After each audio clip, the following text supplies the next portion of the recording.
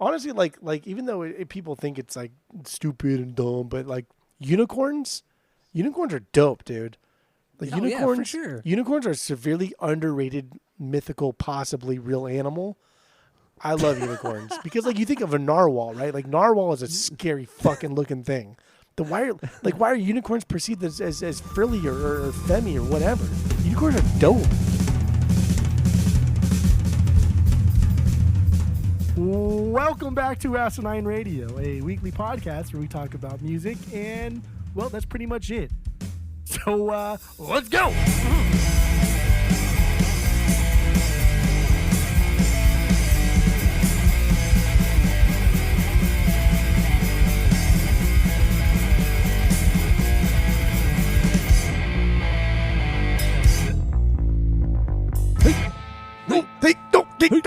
A little late there. This is Asinine Radio. This is the weekly music podcast where every week we get into a different album and we break it down. And actually, that's not what we're doing this week. That's what we normally do. This week we're doing something a little bit lazier. We didn't really do a ton of research. We're just kind of we're doing this on the cuff, off the cuff. Wait, what's the expression? Off the cuff? I think it's off the cuff. Yeah, it's off the cuff. We're doing this off the cuff. We're just gonna try to have fun with it because we're doing a compilation today. We don't do very many comps. We're doing Punk-O-Rama number 6. While you're listening, go to Apple Podcasts, go to Spotify, give us 5 stars. Social media at Asinine Radio. We have a Discord server. Let us. Dude, you're messing me up. I'm all over the place tonight. Talking is so hard for me today. And we have a phone number. Give us a call, send us a text, leave us a voicemail. Phone number is 503-893-5307. So get into that. And that's all I got for the intros. So, like I said, we're doing Punk-O-Rama 6. Came out in 2001. And I don't know. Where do you want to go from here, Jeff? We haven't done something that's not structured in years. So, when was the last time we did something that was not structured? It had to have been when you were still living in California. Probably just like a Dane episode. I feel like one of that episode we did with the turtles, the Ninja Turtles. I feel like that was an unstructured episode. Yeah, might have been that. Why did we do a Turtles Justin? episode? I don't think we did a Turtles episode. I thought we did we talked a lot about like the TMNT. We talked about it, but it wasn't dedicated because I think we were going to do one on the TV show, the Nickelodeon one, but we ended up not doing it. I finished it, watching it, and you never finished I didn't finish it. Yeah, even though it's a fantastic series. It is. It really is. I really enjoyed it. I don't like anything.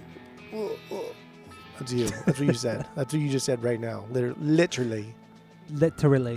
Okay, well, I'm just going to go ahead and step in because you're struggling.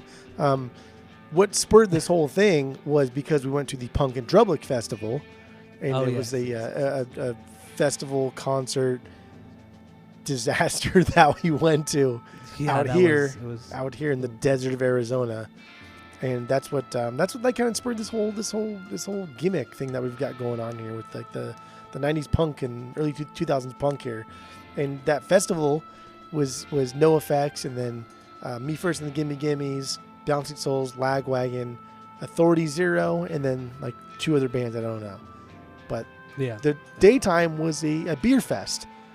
And like we've been to beer fest, and I don't really care. I really don't care for the beer fest because there's a lot of waiting around for 3 ounces of beer. And when I'm at a festival, I'm not there to like sip and critique. I'm there to get drunk, like straight up. I'm there to get buzzed. I'm there to drink as much as possible in very little time as possible. I'm not there to to think like, insert any kind of douchey thing here. I could taste the Mosaic hops in this one. Yeah, exactly. That's not what I'm there for. I'm there to pound fucking beers because I want to go in the pit and I want to have a good time. So we go to this festival, and we've been to like 100 festivals. We're not new to festivals in any capacity, but this one fucked us up. This one fucked us up. This one took our lunch for sure. And we got there pretty much like 15 minutes before the Bouncy Souls plays. We caught Bouncy Souls, we caught Me First, and then we caught NoFX, which is really that's all fine. that matters. I'm fine with that.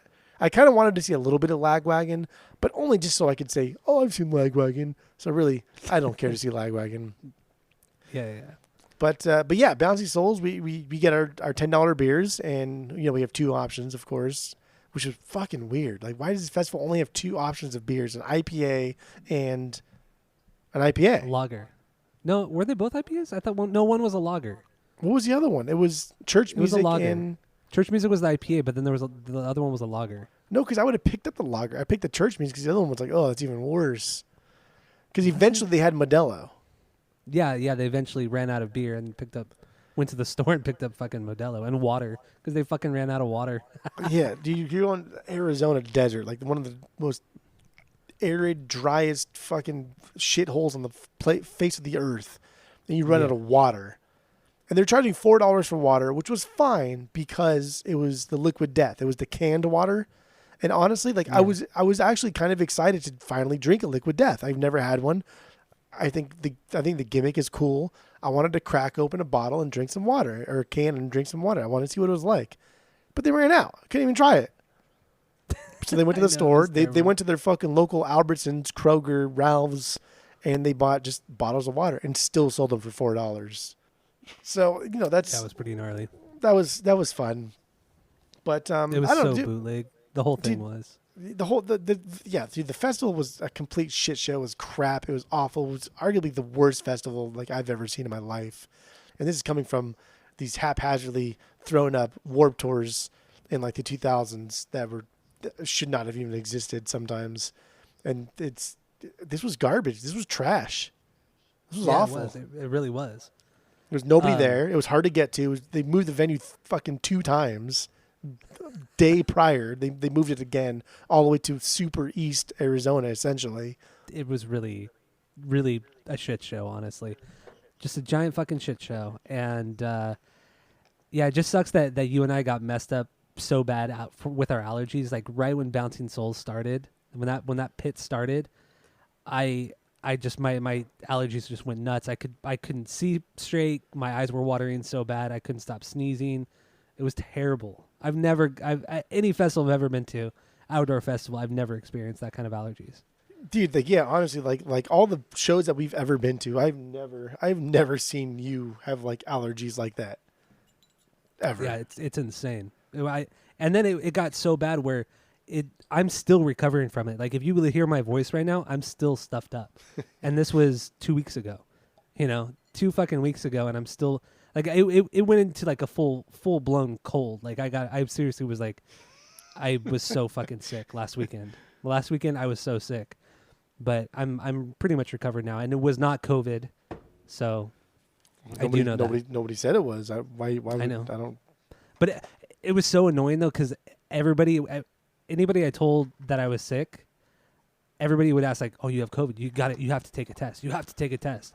Whatever. And the only reason I know I didn't have COVID was because Tammy got sick. I got her sick, and then she ended up taking a COVID test, and it was negative. So that's how I know I was negative.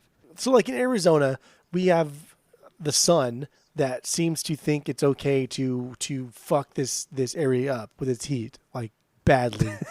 And so nothing, grass doesn't grow during the summer the way it grows in the winter. So you have to change your grass out. We have winter rye, and then you let that winter rye kind of die, and then you plant what's called Bermuda, which is a summer grass. And because the winter rye cannot survive in the heat, and the Bermuda summer grass cannot survive in the winter because it's too fucking hot. And so that middle ground, which is kind of where we're at now, if you let the winter grass die before you overseed into the summer grass, it creates this hay, this straw-like, this dead grass, but it's not dead. It just kind of goes dormant. So it's not it's just this weird hay, but it kicks up in the air, and it goes right into your fucking lungs. It goes right up your goddamn nose. It goes right in your eyeballs and in your fucking ears too. Because my ears were itchy as shit that night. So it was just as soon as the Bouncing Souls started, I mean, the pit it dropped. We were there. There was no pit. There was no, but you and I both knew the pit was going to start right where we were at. That's why we led. We led Mickey. We led Sloan right to that area because we both knew the fucking pit's gonna drop right where we're at. Yeah, it's always like in the same spot. If you've been to enough shows, you know where the pit's The same fucking spot. But like we knew it was going to drop there, and they both were like, "I'm not going in the pit." So like, okay, that's fine. You don't have to go in the pit. Look, it's fine. There's nobody here. Come over here. Come over here, children. Come over here. Knowing it's gonna drop right there, and sure as shit, like it does. All that dust kicks up. Within like seconds, like my asthma fucks me up. I can barely breathe. Yeah. I'm struggling to just enjoy the music of one of my favorite bands of all time, and it's bothering me, and it's horrible. So that was fun. Well, I will say too, when it started and the pit started, you and I went into the pit, and I don't know how you felt after, because I only did like maybe 3 or 4 rounds in that pit, like just 3 or 4 circles. I did one. And I was out of breath. I couldn't breathe. Like I've never experienced that. I was actually kind of scared because I could not catch my breath, and I thought, I'm not this out of shape. Like I could still run an 8-minute mile and I'm good. Like, but why is this fucking me up? And then everything started to hit the nose, the runny nose, the eyes. And then I realized, oh, it's fucking allergies. But it fucked me up. I've never experienced anything like that before, where I couldn't fucking breathe. I mean, since I moved out here, I've had more asthma here than I've had my entire life. But like I know what it feels like. I know my breaking point. I know to when like, okay, fuck. Now I probably need an inhaler at this point. Like I know my limits. I know what it feels like. And so I did one lap, but I did like half a lap because the other half I just kind of like started walking and then walked back. And I was like, okay, cool. Now's the time where I need to like really focus on breathing. I need to breathe like slower. I need to calm down because this is going to take like 40 minutes. So like the entire time I'm enjoying the Bouncing Souls, I'm still in the back of my mind thinking like, do I need Renee to come over here and like drop my inhaler off? Do I need to go like figure out something else? So it was it was almost like a waste of a Bouncing Souls show. But luckily, the Bouncing Souls have 0 stage presence. And in doing so, they play just non-stop fucking songs. Just a barrage of fucking, like a playlist. Just they don't ever stop. So every fucking banger they played. It was unreal. And even some of the new, like they played a couple songs off of Comet, and it was the best songs from Comet. Fantastic. Like they fucking killed. They played the Gold song, the only good song off of that record. Yeah. Thankfully. They played some absolute fucking bangers. Everything you wanted to hear. They did. They played stuff from like their demo days, from The Good, the Bad, and the Argyle, all the way up to Comet. They played a little bit of everything. Ended with True Believers, of course. You have to end with True Believers. That's fine. Of course. I'm cool with that. True Believers is almost to the point now where it's been like overplayed, which is so weird for like a punk band to think like a song could be overplayed. But like True Believers is close to being that. But man, dude, Bouncing Souls are just, they're the best. They are the best of like this era of punk bands. They are the best. Yeah, really. I totally agree with you on that. Like they the played big a four, flawless set. Right? Like the big four of Bouncing Souls, No Effects, Bad Religion, like Pennywise would be like some of like the big fours. Like the Bouncing Souls are the best. The best. I mean, you might want to. Some people would probably throw Rancid in there as well. I wouldn't do that. No. I know you wouldn't, but a lot of people would throw Rancid in there. That's okay. So the big five. Let's say the big five. Rancid is not bigger than Bad Religion for sure. Rancid is not bigger than No Effects for sure. The only argument you could make is Rancid may be bigger than Bouncing Souls or Pennywise. They're definitely bigger than Pennywise and Bouncing Souls, without a doubt. But Pennywise, without a doubt, they are. Come on. I would say say Rancid is bigger than Pennywise, but I don't think they're bigger than Bouncing Souls. They are bigger than Bouncing. Yes, they are. Come on. No. That you're being straight up. This is straight silly boy talk. No, because Bouncing Souls are massive, and we live on the West Coast. Bouncing Souls are massive on the West Coast. They're from the East Coast, so the fact that the Bouncing Souls are so massive on the West Coast, they drew a bigger crowd than Me First and No Effects. And No Effects, yeah. They drew a bigger crowd. Like even Fat Mike said something about it. Like, what the fuck? Like he was kind of, I mean, like you can't dog the Bouncing Souls. You just can't. Like it's like dogging the Vandals. You can't dog the Vandals. So like Bouncing Souls are fucking massive on the West Coast, and they're not even from the West Coast. Dude, they were so good. But then after Bouncing Souls played, and we came back, and then we left to got another beer, and then we came back to the main pit for Me First, I was pretty good. Yeah, I was fine. Like I think it was only that initial rustling of the dirt and grass that really fucked me up. But after Bouncy Souls, I was pretty good. But then once we left and got back to your place, and then the next day, I mean, I was pretty fucked up. But yeah, the rest of the show, I mean, I felt pretty good, and it was also like the adrenaline of the show. I mean, this is the first show either of us have been to in over 2 years. Yeah. So, I mean, literally the last show I went to prior to this I saw Thrice like 3 days before everything went into lockdown. Oof. And that was the last thing I saw. So it was the very end of, right before the world ended. So, yeah, so this was really fun. And Me First, I mean, they put on a fucking killer show. And I mean, it started out with Spike just playing the ukulele and singing. And I thought, dude, what if they just did the whole show just that? Like it would have been so annoying and so funny at the same time, but kicked into the full band right after. But it was pretty good. It's good stuff. Great band. I think he started off with "I Believe I Can Fly." That's like the big song that he uses the ukulele for.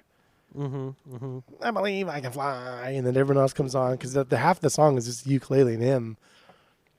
And I remember like our friend Mickey that went with us is not a big punker. He's an old soul at heart. 1970s blues rock is what I make fun of him for liking. But he jammed, dude. He loved Me First, and obviously everybody likes Me First because they're a cover band and whatever. But damn, they put on a good show. That was the first time I had ever seen them, and I loved it. Loved every moment of it. It was great, and I mean, as stupid as the joke is, I mean, obviously they've been doing it. I think probably since their inception. I mean, they did it during Johnny's bar mitzvah. But before every single song, Spike would say, "This next song's a cover song. Or this next one's a cover song." Before every fucking song, he would say it, and I laughed every time because it's just so beyond stupid. It's very subtle, like self-deprecating humor, and then the fact that they say, people have told us we're the best band in the world. That's false. We're not the best band in the world. No, we're the best cover band in the world. And then they go into a song. It's just, it's like self-deprecating, but then also so like pompous and arrogant. I know. Beautiful stuff. CJ Ramon played bass for the band, so that was kind of cool. And then Fat Mike came, of course. I mean, it was to be expected. Fat Mike came out and played like 3 songs. With the Gimmies, which I thought was really cool. I mean, it's just cool to see Fat Mike come out and play with them again. So that was a rad show. I loved Me First. I'm so glad I finally got to see them. But our show was the first show of the tour. Like this was the first night of the tour. Yeah. So that was cool. And then then No Effects showed up, or eventually kind of showed up somewhat. And fucked up half their songs, but dude, almost every fucking song they fucked up. Some of the songs they had to like start over completely. They started over like several times, and then there was 2 songs where Fat Mike forgot the lyrics, and you can see him think, and then you saw him say, fuck it," and then just like started just jamming on his bass, and then realized like he knows where we're at, and then went back into it. And I mean, it was everything you kind of expect from them. They're shit. That's what I want to see, and when I see No Effects live, that's what I want to see. I want to see a band that's barely holding it together but having a good time. And like the guy doesn't miss a fucking beat, dude. Like the guy does not miss a beat. And then obviously once the sun goes down, the brain goes down. And so everybody's throwing their bottles. Everyone's throwing their cups full of pee, full of liquor, full of stuff they probably scooped out of the porta potties. Everyone's throwing shit on the stage. And Fat Mike like never misses a beat. And if something comes even kind of close to him as he's playing the bass and singing, he'll reach over his right arm and like try and slap it back into the crowd. And a couple of times he made contact. He hit like a bottle and it went back into the crowd. And then he'd flip him off and then keep going. Dude, perfect punk show. So good. Perfect show. It was so much fun. And I haven't done this in fucking so many years, but I thought I'll just make my way to the barricade, see if I could do it. And I got to the barricade pretty quick, and it was cool being that close to No Effects. And there was this one fucker who was I don't want to call him a fucker. He's just a guy, but he was wearing like a cowboy hat and cowboy boots and everything like that. And he kept crowd surfing. So he probably crowd surfed over me maybe 6 or 7 times. He just kept going, like cycling through, going back and forth, just crowd surfing. And then I don't know if you remember, but there was at one point where something gets thrown through the air. And Fat Mike had his drink on his stand, like on the mic stand. There was a drink holder, and he had his drink on there. And this thing hit it, and the fucking drink went all over the stage. And it was this guy's cowboy boot. He took off his cowboy boot and threw it at Fat Mike, and it hit the microphone stand. The drink went everywhere. Fat Mike's just laughing, and there's fucking liquid all over the stage. The roadies come up, they're trying to dry everything up, and Fat Mike's just cracking up.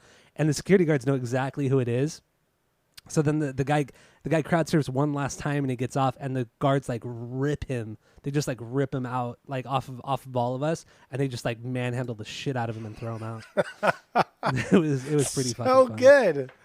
Yeah, it was good. It's like that's what I would expect from the ending to a No Effect show. I wish like the bar was cheaper, because I think the crowd would have been rowdier, and I think the crowd should have been rowdier for a No Effect show. The crowd wasn't very rowdy. But I wish the bar was... Had the bar been cheaper, the crowd would have been rowdier. Like $10 a beer is a little steep for this Arizona crowd. I also think if it hadn't been a beer fest, if it had just been like a band thing where bands only played, they would have drawn more people in Arizona. I mean, I seen video and also being there in Arizona. I mean, it wasn't even half... The venue wasn't even half filled. And it was really shitty. It wasn't even like 20% filled. It was the reason why those porta potties were so far back on that lawn seat was because they thought that it was going to be filled.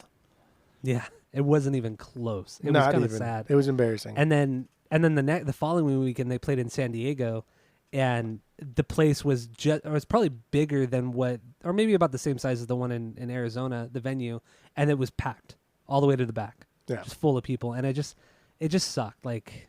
It sucked for the people that win. It sucked for the bands, I feel. You can't even fill half the venue in Arizona, but you go to San Diego and you fucking sell it out pretty much. It was bad. It was bad marketing, and it was the fact that they changed venues twice. And then the second time they changed it was the day before the show. Yeah, that's crazy. And then, like, we had a hard time finding the place. Like, where the fuck is this place? It's like all brand new. Like, it was some shit that was probably built like 2 months ago. I didn't even know it existed. I've been here for 3 years. I had no idea this place even existed. Yeah. It was a big complex too, like there was like baseball games going on. I know, all kinds of shit going little on. Kid baseball games going on at the same time. A very intense punk show is going on. I know, but thankfully we did do really good with the Uber. Oh yeah, getting her phone number and then texting her an hour before the show ends and say pick us up. She literally picked us up right at the entrance. So we hopped in the car. We were gone. We left the venue within 5 minutes. No traffic. It was perfect. Wu-Tang said it best, man. It's the cash rules everything around me. So you give somebody cash and you say, hey, can you pick us up at this time? And we'll give you essentially more cash than you would. Because like an Uber at that time is going to be expensive. And finding your Uber at that time, like, come on, with the other 5,000 people that are going to be there, like, it's impossible. So, we would have probably been there for an extra, at least an hour. Tip your drivers, people. Tip your drivers. Yeah, that was great. I can't believe how quickly we got out of there. And she was so cool to us too. Remember when she was following that girl in front of us? I was walking in the middle of the fucking street, and she didn't give a shit. She was right on her ass. Remember? Like she was probably within a foot of hitting her. I was like, oh my God, this is. I was nervous. I was like, yeah, that's okay. Let's do it. Yeah, she was great. She was so funny. But yeah, so this show is what spurred this whole Punk-O-Rama thing, and I don't know. It was a good throwback. This was a fantastic show. I loved it. I think I'm probably officially done with festivals. It would have to be a really good festival, really, really close, for really cheap for me to go back. But I think I'm officially done with festivals. But I'm glad this was the last one because there's a lot of highs, there's a lot of lows, but overall it was fun. It was fun. Yeah. I think I'm pretty much done with outdoor venues unless it's a band I've never seen before. I'll just stick with indoor venues, especially small venues. Like I just don't care to do outdoor stuff. Outdoor stuff is never as good as indoor. Because we're not. So. It's not like a day thing. Like back in the day of what were those Inland Invasion? Like those days when we saw Guns N' Roses and we were there all day. Oh God, yeah. We're like in our 20s though. Like we could last all day. It was no big deal. Like, are you kidding me? That was fucking fantastic. Yeah. That was so fun. Like that was amazing, and I did not mind that at all. The Family Values when we went to, that was fantastic. But even though you hate Deftones, you hate Korn, you pretty much hated every band that played that day. You hated Stone Sour. I was just dude, Stone Sour was the worst. That was what they were terrible. I think that was the first time I ever even heard Stone Sour, and I was like, what the fuck is this? People like this shit? Terrible. Dude, Stone Sour was awful. And the Family Values tour itself was stupid. Korn was fine, but the best part of Family Values was like hanging out and then doing that little paintball thing. Like, I don't know. You guys did the paintball thing, yeah. Like the festival circuit itself is fun. It is a good time. It should be fun. It shouldn't just be for the music. It should be like 80% for the music, but you should also be able to have a good time going there if you're not there for the music. That's what a festival should be like. And that's what like festivals should be. Punk and Drublic, if you're not there for these three bands, you're gonna have a shit time. truly gonna have a shit time.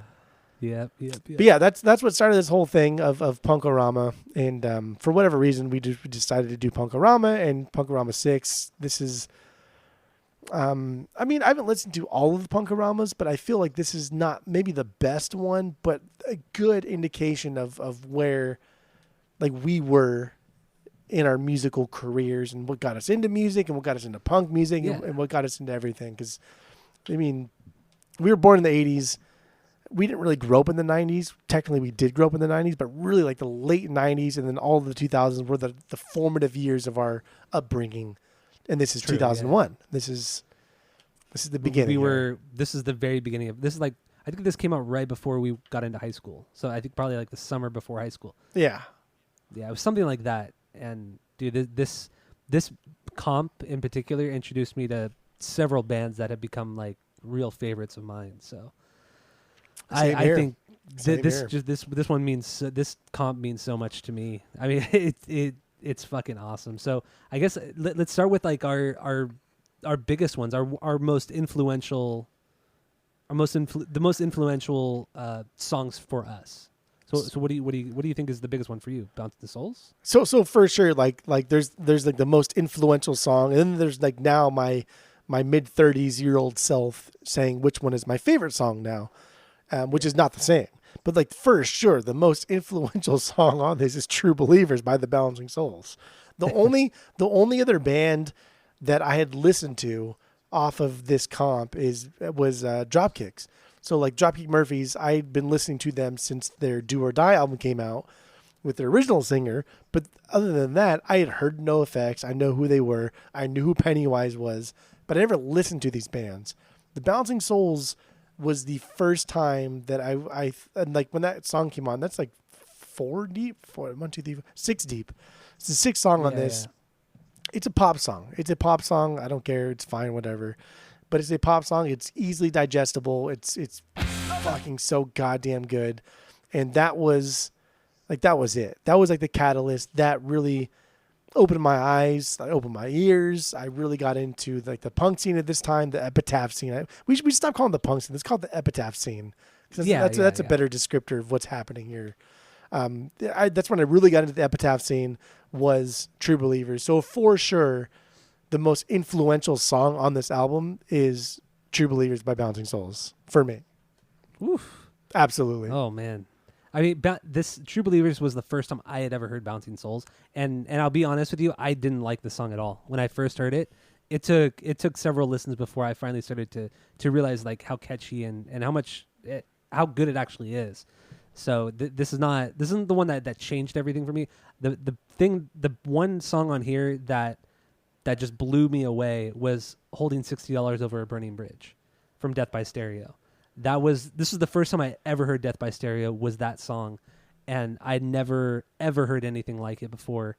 And even to this day, this song is absolutely fucking killer. So I do want to play actually both of them. It's a good song, but like it's not that great. Dude, that chorus. Oh my God, when it hits the back and forth when I know I won't back down. It's so good. Oh my God, dude. And he goes, keep on. Keeping on. Don't let him. It's good. It's solid. It's really good. And the whole song starts out with that, dun-dun-dun, dun-dun, and then it's just like the super fast beat, and it's relentless. There's a lot of like there's a lot of soft parts where everything stops, and then it's just a hi-hat. Yeah, because that's how it ends. Oh, man. That's how the bridge part before the keep on part happens, and there's a lot of highs and there's a lot of lows on this song too. Like it's a very dynamic song. It's a good song. It's fantastic. Really is, for sure. This is the first time I ever heard Death by Stereo. This song made me a Death by Stereo fan instantly. I couldn't wait to go buy their CD, which I did. I bought the first record and then the Day of the Death, the second one.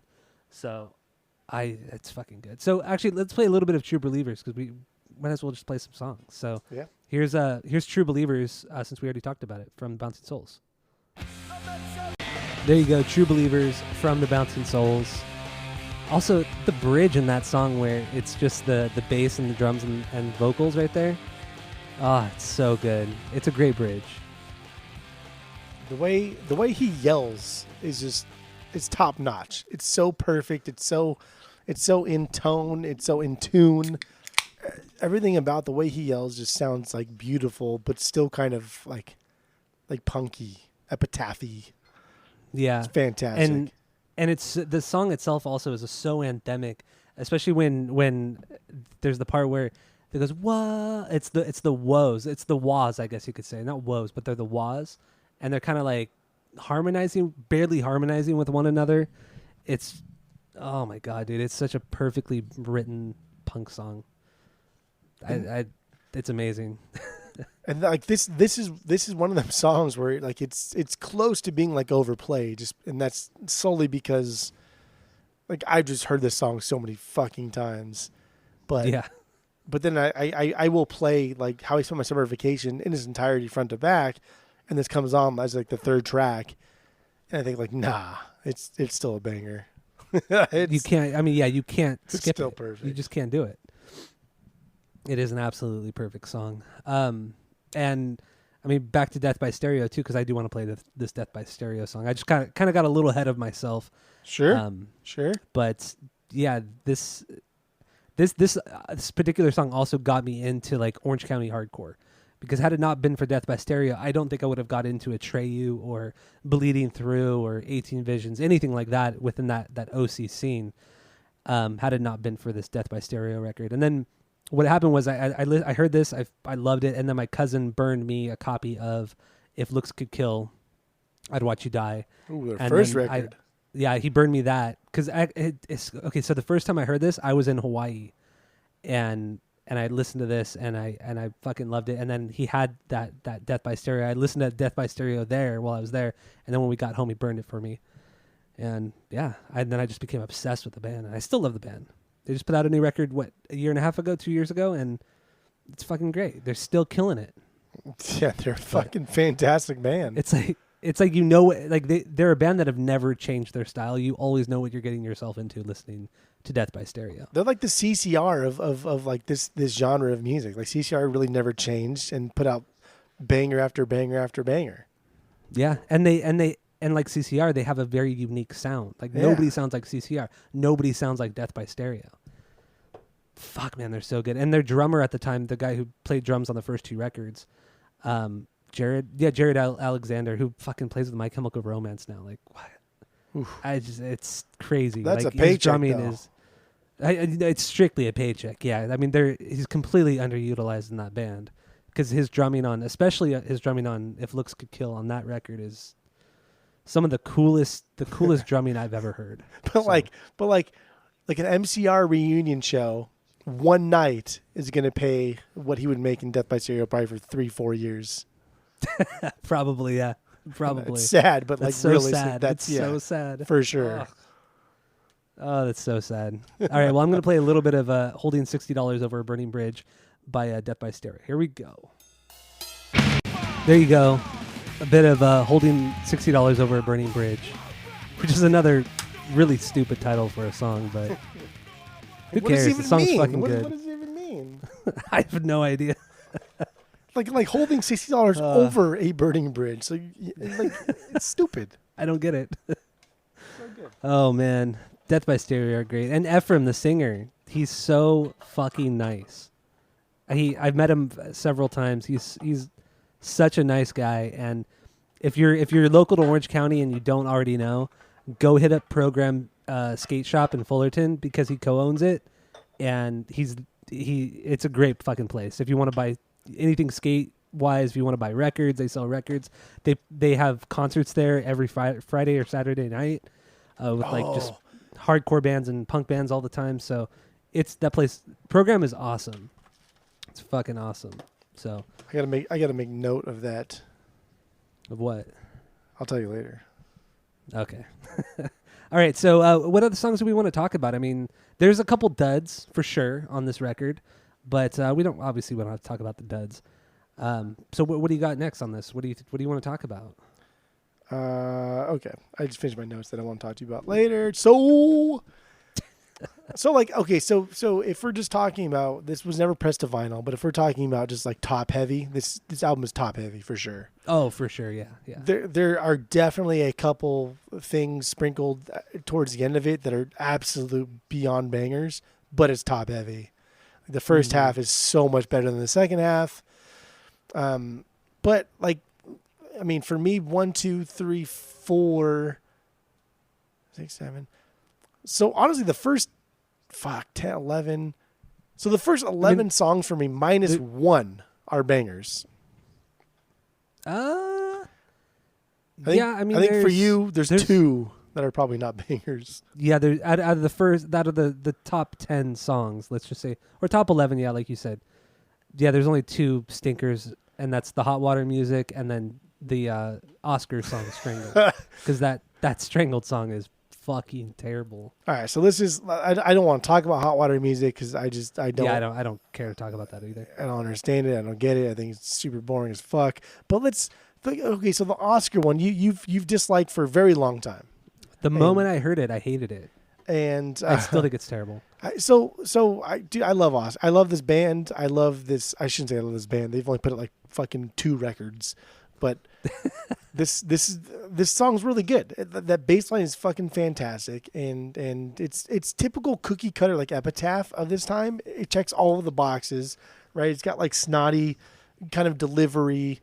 Everything about it is either like goofy but then serious sometimes. It's got a good bass line that's kind of like distorted a little bit but not too much. It's got palm mutes. Like everything about it is very cookie cutter. But it's a good song. I love it. It's not, dude. I feel strangled. I feel torn in 2.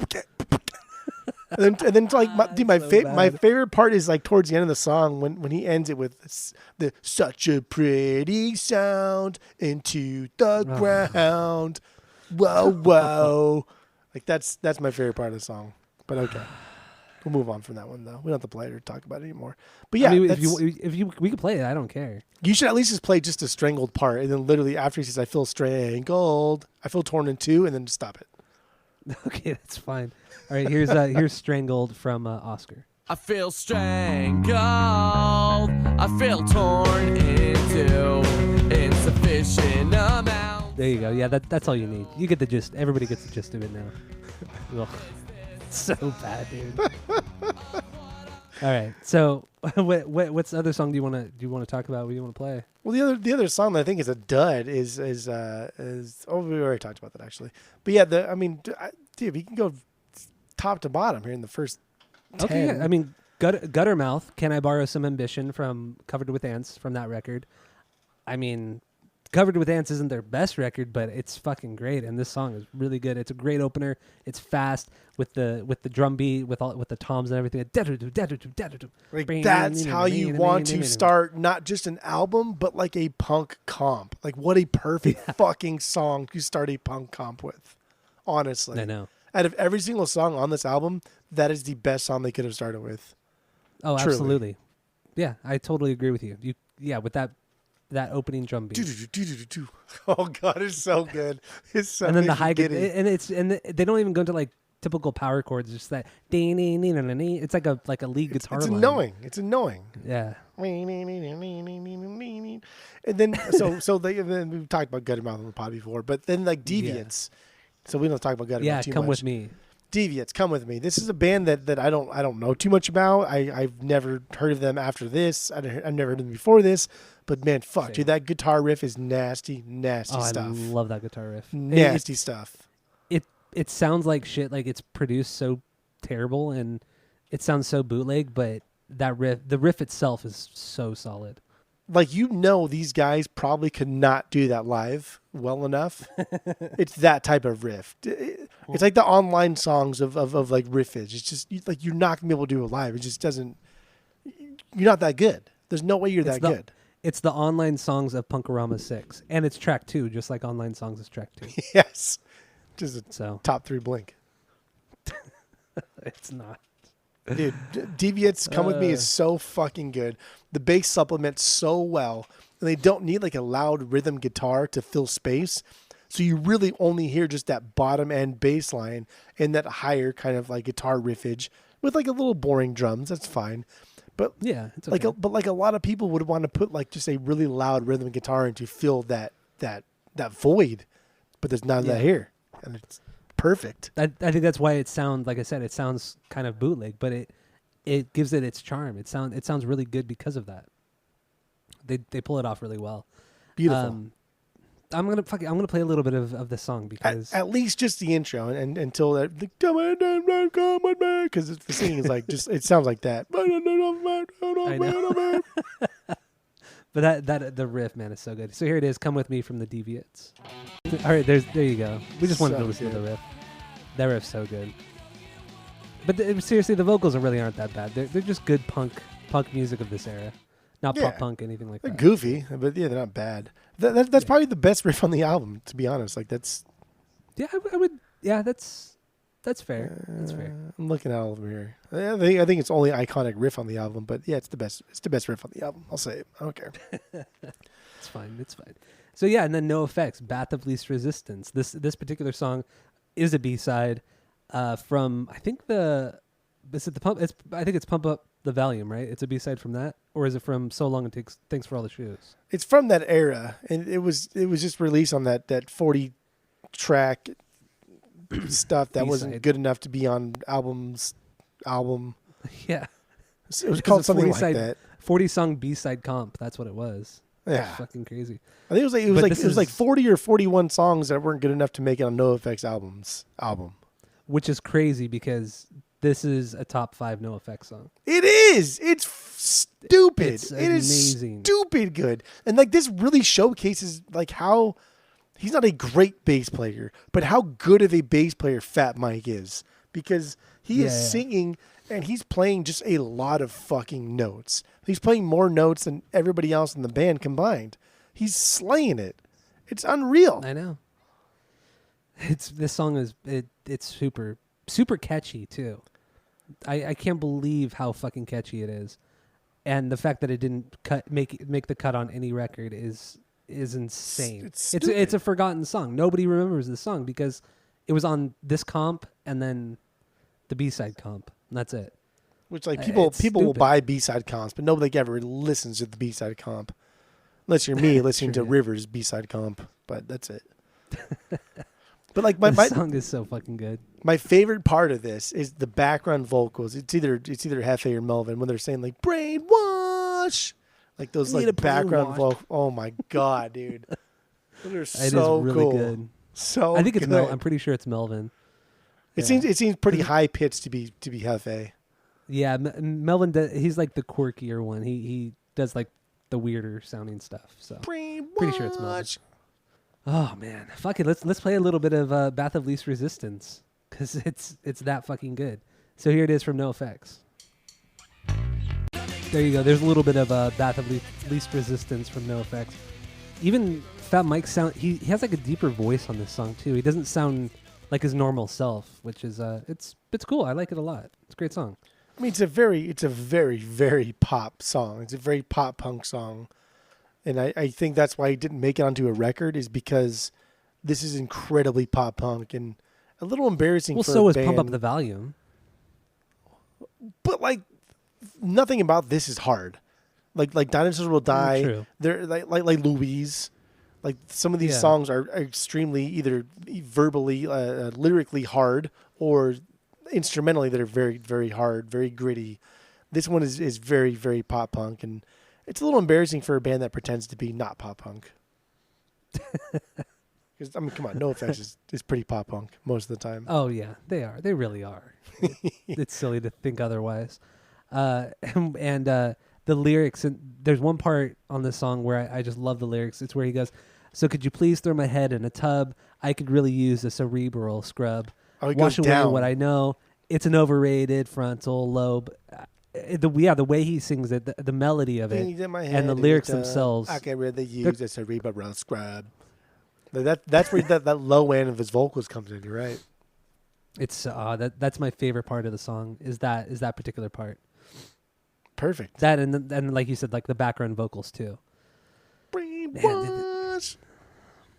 It's good, man. It's a great song. So the next one is Millencolin. This one, it's whatever. It's a good song. Dude, love Millencolin. Love Millencolin. You like this song a lot, though? I love this song. It's a good one. So fucking good. Millencolin is fantastic, and I've talked about him before, and you've dismissed him as okay before, but Millencolin is really good. They're fantastic. But yeah, this one's from an album by theirs, but that's fine. We can move on. There's a lot of other. No. We can play it. I don't care. I'm totally down to play it. That's fine. Are you sure?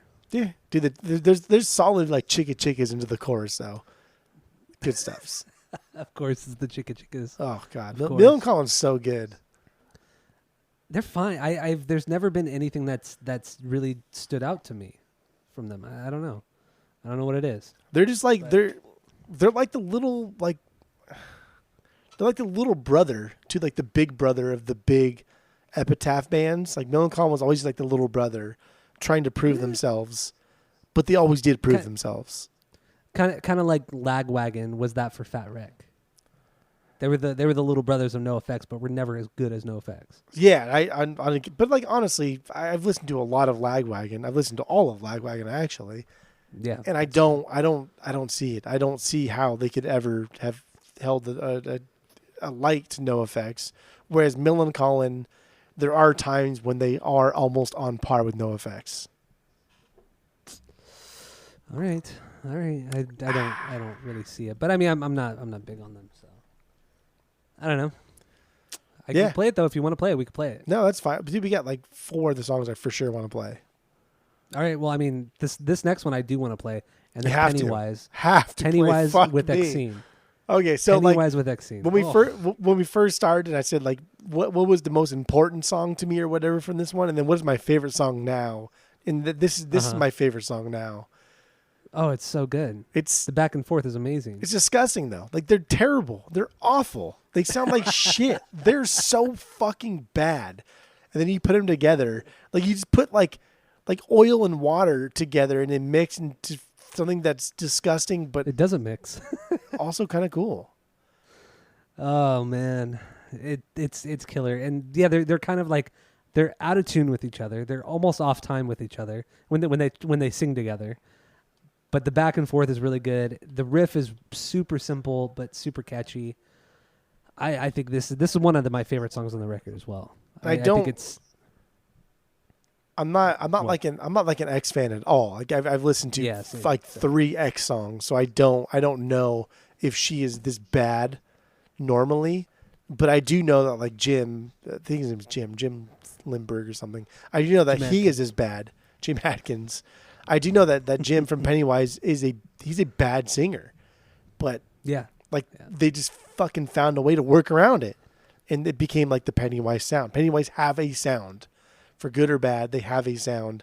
So I don't know if X is also a bad singer, but they just have a sound around her. But my God, this song is it's sung by 2 vocalists that sound like shit, but it's so amazing. Like they complement each other's shittiness so well. They really do. So here's a little bit of We're Desperate from Pennywise and Exene from X. There you go. We're Desperate from Pennywise and Exene from X. Whew. That is quite the banger, man. I love it so much. Such a banger. It's one of those songs where I forget about it for a long, long time. How could you forget about this song? There's what? Yeah. That's crazy. But when I hear it again, it just blows me away. at how bad and good it is at the same time. Pennywise is a band. I really like Pennywise. I think they're fucking fantastic. I think they're so good. But I think they sound the same a lot of the times because that's just their sound that they've kind of like perfected. But I think like for sure the person that gets the least amount of praise is their drummer Byron, because Jim, their vocalist, not a good singer, gets a lot of praise. Fletcher gets a lot of praise as their guitarist. But like their drummer is the one that drives these songs for. Their drummer's very tom heavy. Their drummer's very, very anti-cymbal at times. And he's like the only punk drummer that really does this. That's true. That's very true. And I think he's a solid punk drummer. Really, really great. Him and Fletcher are the only ones that have been there since the beginning. That's it. That's true, yeah. Yeah, you're right. Like Jim, I left like several times and replaced him with your boy over there for that one album that you love so much. That one song is so good. It's so good. Oh man, dude, you're fucking crazy. But it's just I fucking love his drumming style. I wish I could play drums like he plays it because I like not using a lot of cymbals. I like a lot of deeper deeper hits. I love just using the hi-hat. Oh, that's why I like Bonham so much. You like this, dude, you don't need to use the cymbals. Just smack around on everything else. See what happens. See what it sounds like. Be a caveman, yeah. Yeah, yes, yeah. No, that's what it is. I like caveman style of drumming. Yes. Okay. I'm not elegant, refined. All right. So, I mean, we talked about the Oscar one, Rancid. Do you want to talk about that one? I mean, I'm not a huge fan of Rancid, as anybody knows in this podcast. I'm definitely not a Tim Armstrong fan, but I like this Rancid song. I really do. It's good. It's good, but it's nothing. To me, it doesn't stand out like at least half of the record does. No. So, if you want to play it, we totally can. No. I mean, nope. Okay. Death by Stereo, obviously, we talked about that. Dropkick, the song The Gauntlet. Yeah. This song's good, but it's not. It doesn't stand out to me as like a great Dropkick song, right? So this is, I'm not like a huge Al Barr fan, even though you have to be an Al Barr fan if you're a Dropkick Murphy fan. Well, I mean, yeah, he's been on every record but the first one. But that was the best record. But well, yeah, of course. So like listening to this one, it's fine. The best part of this one is its pacing. It just never stops. It fucking just goes on and on and on. Yeah. And it never stops for like a breakdown. It never stops for a bridge. It just keeps rolling. And that's why this song is absolutely fantastic. And it's from like essentially their second best record. Like it's an amazing record. This is like the weakest song. Is it? This is from Sing Loud, Sing Proud. This is like their third record. So like their first record was Mike McColgan. Their second record was Al Barr, but they still tried to be like the first record. It was still fast paced. It was hard. It was punk. Right. It was hardcore. But then this one is the first time they were like, okay, fuck it. Let's just do something completely different because it's not working. And then that's why this was so goddamn good. But this song is on their third record, and it's like the weakest song on this record. So to think that this song is the weakest song on a record is kind of cool because that record's fantastic. And this song's really cool. Al Barr's not great, but the pacing of the song is phenomenal. It's a great song. It really is. Do you want to play a bit of it? Nah. I don't care. You never want to play anything. I just like talking about him. Okay, that's fine. Okay, because I have to like thumb through my phone real quick and then play it. So honestly, there's out of laziness. There's 3 songs I want to play off the rest of this comp. Let's see. You want to play Raised Fist. You want to play Voodoo Ghost Skulls, and you probably want to play. I don't know the other third one actually. No. Actually, you're only right with one of them, but that's fine. So let's get into the Descendants song a little bit. I think this song sucks. Original Me. It's so boring. It's not. There's nothing here. There's nothing to it. I think somebody's smoking nug in my house. I was like, are you still there? I wasn't sure what happened. Is Mickey over there? What the fuck? Do you want to go check it out? No. I mean, I don't really care. Or if somebody's cooking something disgusting. Yeah, the Descendants song, this is just not... It's not a skippable track, but... I don't know. Like, the Descendants, like, these guys are essentially arguably the pop punk originators. Yeah. And I don't hate this song. There are parts of it I love. I love the bass line throughout. But like this song was kind of just made in that time period where Milo did actually go back to college and get his degree. Mm. And so this song was recorded, but then released like 4 years later on their next album. So it was just in that weird period. And it's not bad, but it's not good at all. It's forgettable. It's a really forgettable song. I can't even tell you how it goes. I mean, I've listened to this comp countless times. No, that's true. I still can't even tell you how it goes. And I don't know. It's so underwhelming, but whatever. The next one up here is Pulley, the band Pulley. The song is called Runaway. This is the other song. This is one of the songs I wanted to play. I wrote here that this is the number one song on the album that I love, but I never remember. I never remember this until, because I don't know why I did. I think it's because it's in between two songs I think are stupid. And then, but like every time this comes on, like, holy fuck, I forgot about this song. And I love this song so much, but I always forget about it. I know. It's that the bass is turned up so loud in the mix, it overpowers everything else. Every part of the song, it's all bass. The song is all fucking bass. And it's on the verge of just being terrible. But I think it has such a cool charm to it, and it's super fast. It's a fucking mess. This whole song is a mess, but it's awesome at the same time. It's one of my favorites on this album, this particular song. But I never got into Pulley. Did you ever get into them?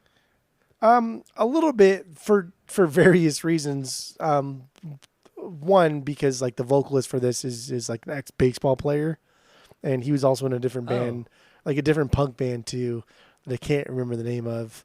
But yeah, he was like an ex-baseball player that played in like the big leagues and coached in the big leagues. And so there was a lot of, there's a lot of baseball and punk kind of mixed in together. And I thought that was really cool. The fuck was another band? The band's name? Scott, I don't know, Scott something. I don't know what the fucking name was. I don't know either. I do know the bass player in Pulley, Tyler Rebbe or something. I think that's how you pronounce his last name. He was also in Death by Stereo, played bass in Death by Stereo for like 8 years or something like that. So he played in Death by Stereo and Pulley at the same time.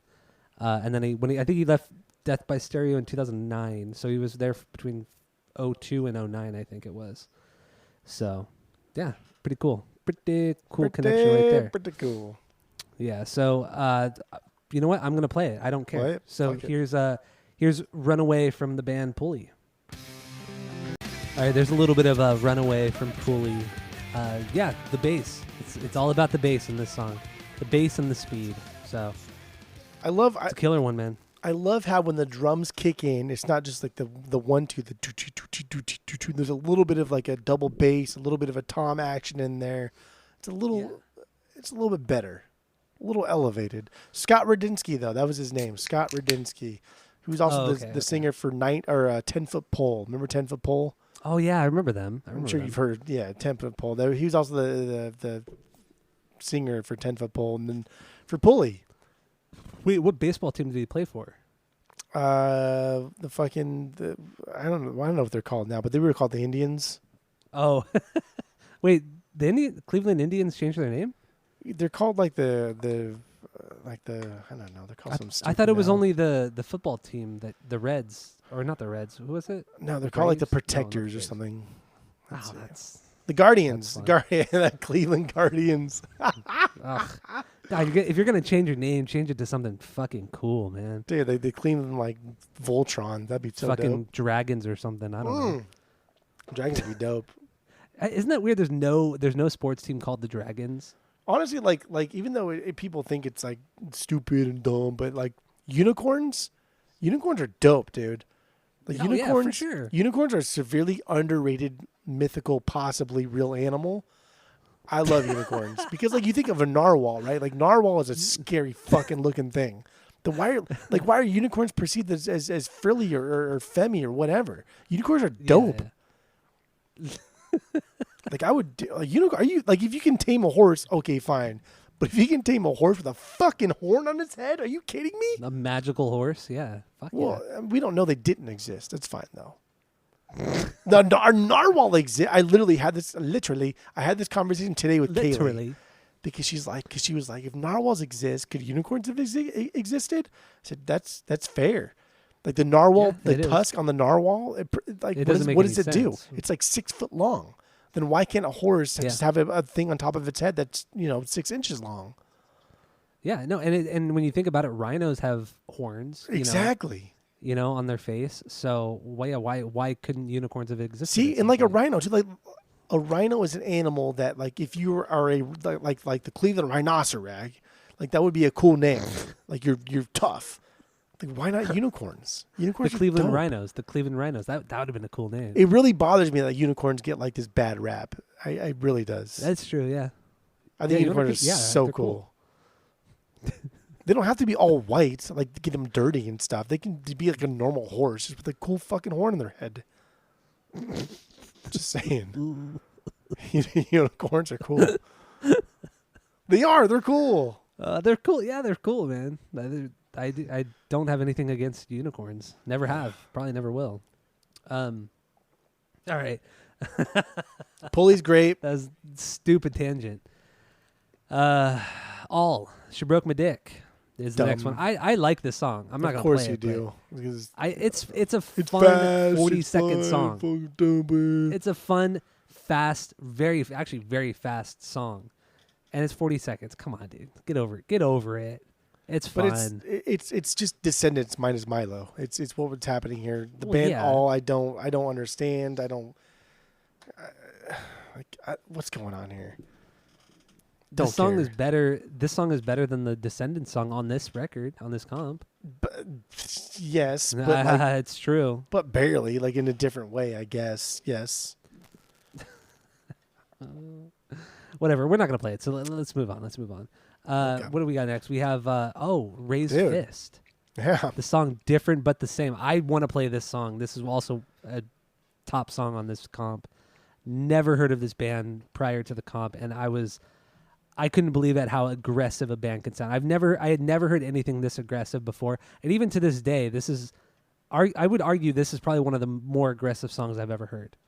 I would totally agree, and it took me many years to even like let this digest in my system, to where, because on first listen I was like, wow, this is just noise. We're just yelling and making noise. I get it, that's fun, but it took me many years to really digest it and think, This is actually an amazing song. This is one of the better tracks on the album. This is for sure the best track on the second side. If this was pressed to vinyl, This is the best song on the second side, and this is one of the better songs on the album. Absolutely, abso-fucking-lutely.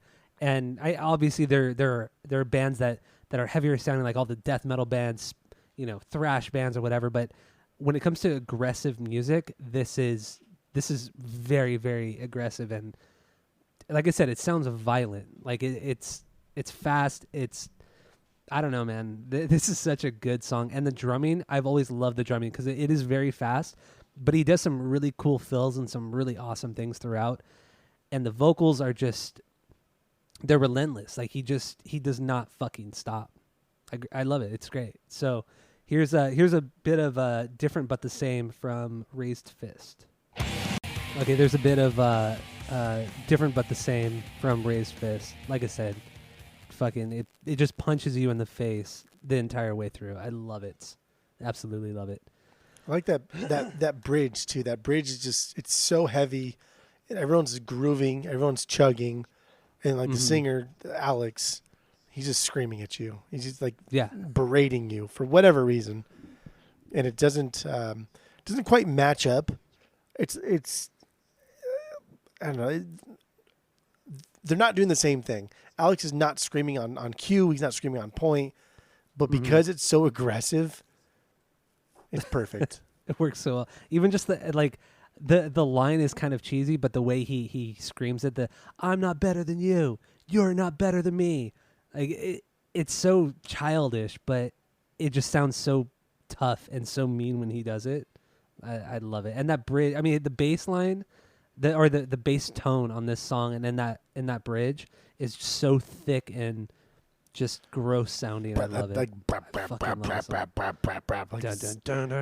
it's like a just fucking chugs car so trying well. to start, like some 1950 Bel Air, like trying to start, like brap, brap, brap, brap, brap. Oh man, dude, this song is so good, and the album that it's on is Ignoring the Guidelines from 2000, and the entire record is just, I mean, it just destroys you. It is so good. It's so friggin' good. So friggin' good. The song "Working on Wood" on that particular record is absolutely perfect.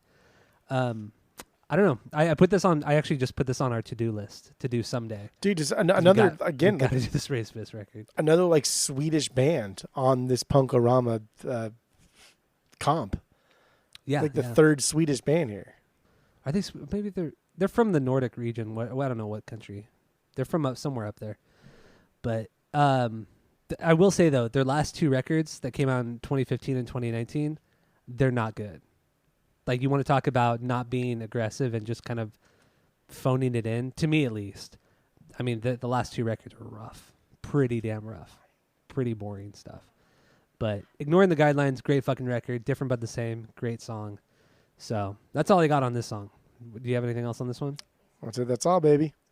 All right. So let's jump into, what do we got? Fuck, dude, that was a lot. Oh, Pure Trauma from Downset. What do you think about this one? This is so like the beginning of the song sounds like it's gonna be like a fucking boss song, and it's a cool song. I like it, but it's not A tier of the album. It's not skippable, but it's not A tier. All right. I mean, this is another song I wanted to play, but I won't play it.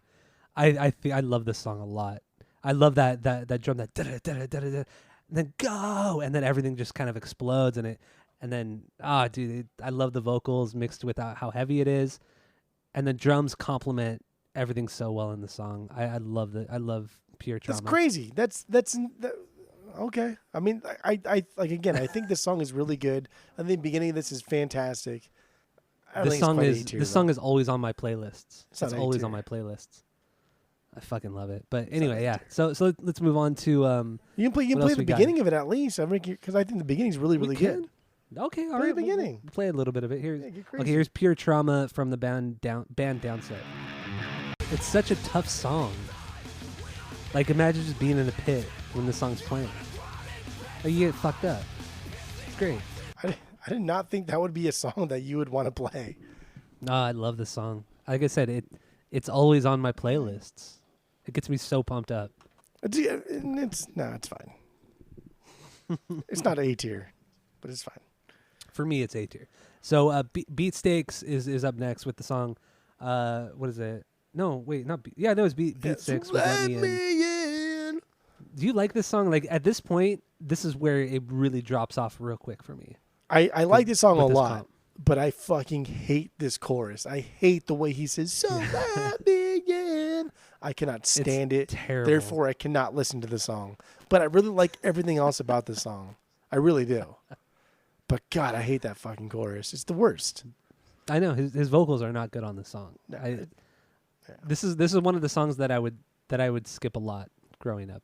It's not terrible, but it's skippable for sure. It's definitely forgettable. It's fine. It's whatever. Yeah. All right. Bad Religion. I mean, you gotta have, if you're gonna have an Epitaph comp, you gotta have Bad Religion on it. Obviously, it's the song I want to conquer the world. I want to conquer the world. This is a great fucking song. I love this song. This is the only album that I still look to buy this. Like Nichols always has new Bad Religion. This is the only album you have this one, but this is the only one I will ever buy by Bad Religion on the vinyls. I mean, I do have this one, and I don't think I'd get any other Bad Religion record. This album is perfect. I fucking love this album. I think it's fantastic. That opening like guitar solo thing, the tone of it, how it's kind of like you flick the switch down so the tone's down. I think it sounds fantastic. I think it sounds amazing. I love it. I like his vocals in here because they're super lazy, but the song's kind of lazy, but it's fast. Oh yeah, it's fantastic. That's every Bad Religion song though.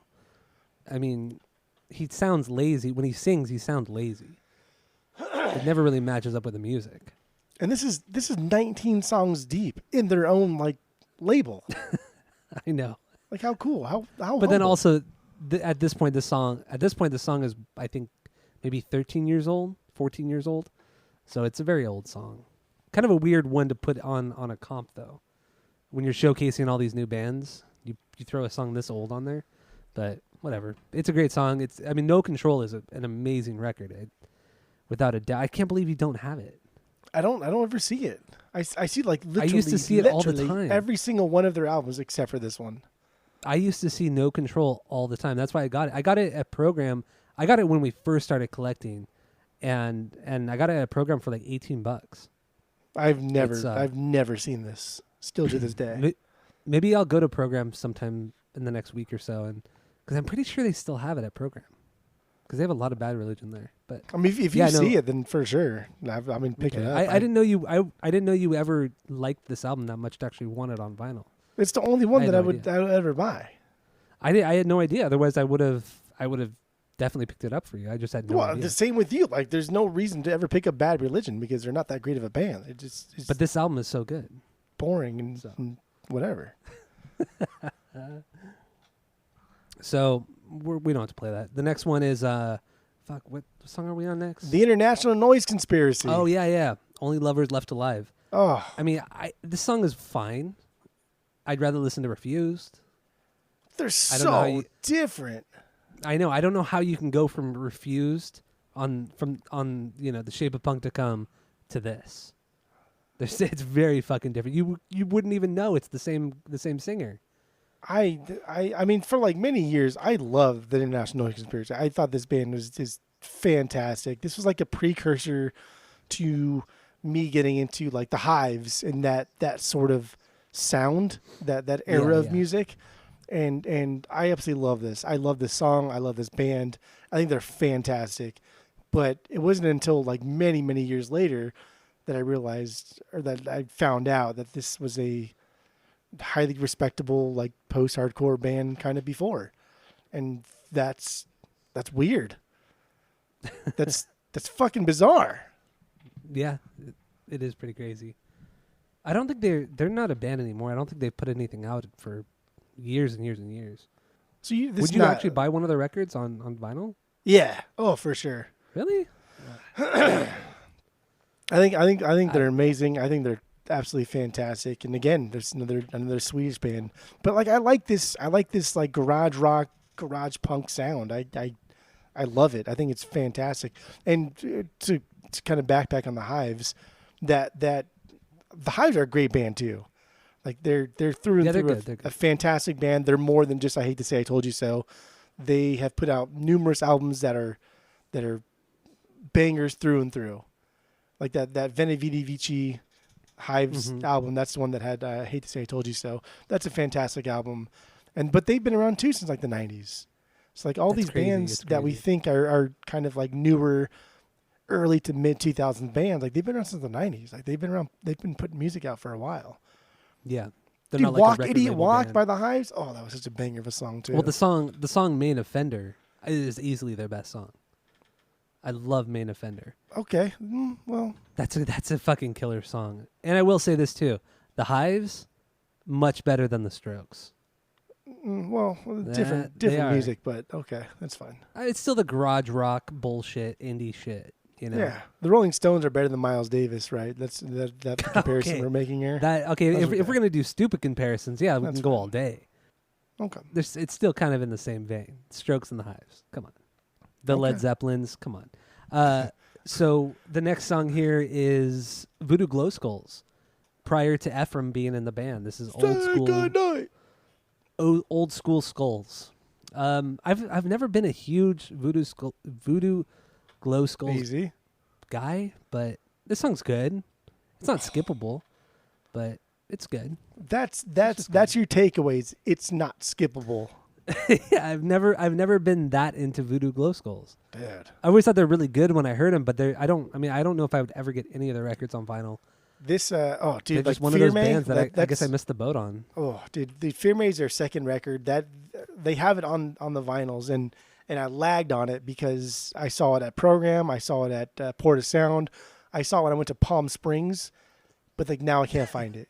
But like the best version of that is in English, and then the second disc is in Spanish, and that's like the best one you could buy by them. Like that's the best. I can't find it. Can't see it. The only one time that you had ever been to Program and had ever been to Port of Sound. Yeah, and both of them had it there. It's probably still at Port of Sound. It's probably still at Port of Sound. It goes for like $60 online. Really? Let's see. Well, actually, let's go onto the Port of Sound website right now, because they keep their website pretty updated for the most part, except for that corn incident, which I was really mad about. So let me in. I imagine too. Program. They would carry a lot of Voodoo Glow Skulls because Ephraim's in the band now.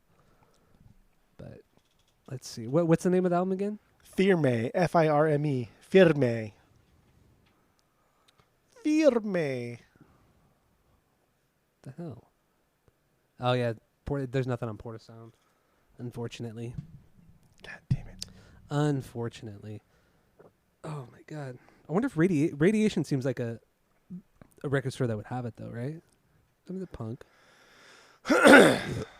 Like I said, I've seen it multiple times when we first started collecting, and it was just kind of like, I don't know, it was like buying the Bouncing Souls records. I saw them everywhere, and like, okay, this stupid punk bands that have a million of these. We just didn't know any better. I didn't know any better. And then you miss out on it. Yeah, it's shitty. And it sucks because, dude, the Voodoo Glow Skulls are fantastic. They're an amazing band. I love them. This got me into the Voodoo Glow Skulls was this song, and this is from their Symbolic fucking album. And that album is also absolutely fantastic, and I love them. And I'd love to see them live. Never seen them live. I would love to see them live now, actually. Why? Because Ephraim's in the band, or yeah, what? That'd be really cool. Yeah. So the Radiation doesn't have it either. I just checked. They don't have that record either. So, unfortunately, out of luck, baby. Yeah, one day you'll get it. You'll get it. And then, do you want to play that Voodoo Glow Skulls? Say goodnight. No, it's all right. Okay. And then there's 2 songs left, which I honestly don't even remember what these songs are. One's from Bombshell Rocks, the other one's from The Business. I really don't even know what these songs are. Bombshell Rocks is another band from Sweden, and I like how this band just sounds like Rancid. Like that's what's happening here, is they sound like Rancid, and there's nothing great about them. They're just very like run of the mill, mediocre. And then The Business, the song Takers and Users. That's the chorus of that one. But The Business, they're a cute little English punky outfit. Cute little English punky outfit. And, it's fine. They got kind of like a Dropkick Murphy vibe to them, but just with like snotty Sid Vicious vocals or Johnny Rotten vocals. But, I don't know. It's fine. Those last few songs or whatever's. They're not bad. Yeah. Yeah. But, not bad at all, but I really don't remember them. I really don't. That's fine. You don't have to remember them. All right. So, I mean, we tackled Punk-O-Rama. We talked about it. Got the nostalgia trip in. With that, I mean, we might as well just rate the record. We haven't done that. Or rate the compilation. So we have our world famous 3-point rating system, where 3 is a perfect album, 2 is a good album you're going to continue to listen to, 1 is a bad album but give it a shot, and 0 is the worst thing you've ever heard. So, what do you got? I mean, if I'm gonna adjust in this comp, based on what this comp means to me, how this comp affected my formative years of music, of playing music, of listening to music, of getting into music, then the rating would be different than what I would actually give it. Mm-hmm. But I'm not going to do that because I feel like I should only reserve those for very, very special circumstances. I've only used it once. I can't remember what I did it on. It was a couple weeks ago, but no, you did it like 2-3 weeks in a row. No, I didn't. I've done it you like once. You got obsessed with doing it. I did it like with giving once. the Justin rating. I've done it. You did it like 3 weeks in a row. I don't like doing it because it's cheating. No, I did it like once. No, I think I've only done it once, and it was like 3 weeks ago. No. It was at least twice. I know you're incorrect because I got mad at Justin for doing it, and then when I did it for the first time, like 3 weeks ago, I was disgusted with myself. Oh, it was Hendrix. That's what I did. It was with Hendrix. You did, I had to give 2 different ratings. I had to give a live Hendrix version. You did it with Rocky Horror too. Who? You did it with Rocky Horror as well. Oh, maybe that's what I did with Rocky Horror. You did it with both. You did it with Hendrix and Rocky Horror. I think with Hendrix, I said it's not fair to judge Hendrix based off his studio recordings. It wasn't like a separate rating. I was just it wasn't fair to judge him. Though. You gave it 2 ratings. You gave it the Justin rating, and you gave it your rating. I think you're believing what you want to believe. I just believe the truth. I think you're Mandelaing yourself. Mandelaing affecting yourself. The Mandela effect is not real for me. So apparently it's not because it's Tyler effect. But this is like this specific comp was just highly influential in my musical upbringings, not just in like the punk realm, but like me wanting to be in a band, me wanting to work harder at playing like the guitar, because I just kind of like started like wanting or showing interest in playing the guitar. At this time I was playing the viola. I was in middle school and I was playing the viola. This was like, this was just out of middle school. So I was playing the viola, but like I was transitioning to a guitar because I was going to camp a lot and everybody played the guitar. And so I was like, okay, I kind of want to play the guitar, but I don't know what to play because I'm listening to like a lot of like old like CCR with when my mom was listening to. So like this is a highly transformative album for me. Also because it's 2001 and we're 14 at this time. We're going into high school. 91. Yeah, we're like 14 at this time. So it's just there's a lot of things going on, and this was just a perfect compilation to come out. The artwork is really cool, even though at the time I had never seen the movie 2001. And so the artwork I saw was just like, oh, this is kind of cool. Like this is just very colorful. It's very vibrant. A lot of monkeys. It reminded me of Dookie. It kind of looked the same way of that. And so I said, I will pick this up. I don't know what the fuck 2001 was Space Odyssey. Had you seen it? Do you know what 2001 Space Odyssey was? No, not at that point. No. Yeah, there's no way. I had no fucking idea. It was a joke. It was a pun. I don't know. But this was fantastic. So, but like as a whole, as a comp, I mean, this is. I cannot give this better than like a 2.5 because there's a lot of filler. There's a lot of filler, and that's what a comp is for. Comp is there's supposed to be something for everybody. And if you like all of these songs, then there's kind of something wrong with your musical taste because you shouldn't have this kind of broad of a variety of taste. Yeah, exactly. That would be boring. If you loved every single one of these songs, that would be boring. So yeah, I'll give it a 2.5 just because the heavy hitters are so heavy, but the weak songs aren't stinkers, but they're pretty weak. All right, that's fair. That's fair. 2.5. All right. Yeah, this album is very nostalgic for me too, obviously, and this shaped a lot of my musical feelings. Like I said, hearing Death by Stereo for the first time threw me straight into the Orange County hardcore scene, which I fucking loved. I still love a lot of that today, and on top of that, No Effects, Guttermouth being on there, discovering bands like Raised Fist. It's kind of all over the place, really. It is. And it's fucking awesome. But there are, like you said, there are some shit songs. There are some okay to decent songs. So it's obviously not a perfect record. I would give this a 2.25 out of our 3 points because there's some just really amazing stuff, but some absolute fucking duds too. So yeah, that's what I'm just gonna give it a 2.25. Easy peasy. Leave it at that. Okay, there we go. So that's what I got. Easy peasy, lemon squeezy. That's what I got for that one. So, do we have anything else to say about this record or this comp? No, that's it. No. All right. Well, thank you all for listening to us ramble on and on and on. But we had a good time, and that's all. You know the drill. Asinine Radio. That's us. That's the podcast. Thanks for listening, and that's it. That's all. Winners and losers.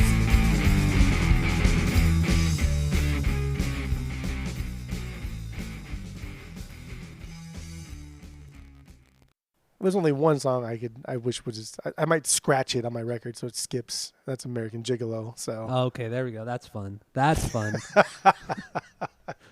Got palm mutes, like everything about it is very cookie cutter. But it's a good song. I love it. It's not, dude. I feel strangled. I feel torn in two. I'm gonna play a little bit of this song because at least just the intro and until that come with me, because the singing is like just it sounds like that. I know. Honestly, like even though people think it's like stupid and dumb, but like unicorns are dope, dude. Like unicorns, for sure. Unicorns are a severely underrated, mythical, possibly real animal. I love unicorns because, like, you think of a narwhal, right? Like, narwhal is a scary fucking looking thing. Why are unicorns perceived as frilly or femmy or whatever? Unicorns are dope. Yeah.